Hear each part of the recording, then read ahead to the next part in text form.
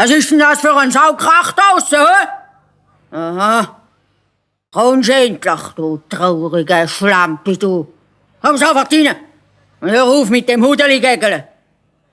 Aber es hat den Meister doch Wunder genommen, woher sein Knechtli die Geige herhebt.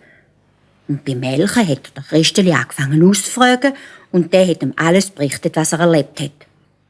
Als am Abend gedunkelt hat, ist der Bauer heimlich zum Haus aus und auf die Alp gestiegen. Er hat auch in dieser Nacht alles so angetroffen, wie ihm der Christeli erzählt hat. Er hat natürlich nicht auf eine Einladung gewartet, ist einfach in die Töten hineingetrampelt und zu den kleinen Leuten an den Tisch herangehockt. Als das Essen kam, hat er sich so einen Berg Rösti auf den Teller geschöpft, dass für die anderen fast nichts mehr vorgeblieben ist, und hat sich auch so einen Löffel voll ins Maul gestopft, dass er fast nicht mehr zugebracht hat.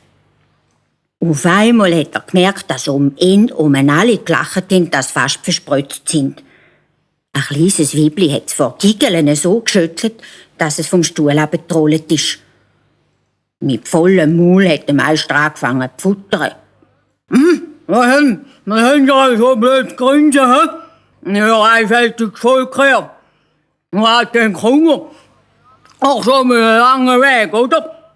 Er hat gerade wieder einen frischen Löffel voll nehmen. Da sieht er, dass auf seinem Teller gar kein Rösti mehr ist, aber dafür ein grosser Kuhfladen. Der Bauer hat geflucht und mit seiner grossen Faust auf den Tisch abgeschlagen, dass die Teller nur so aufgejuckt sind.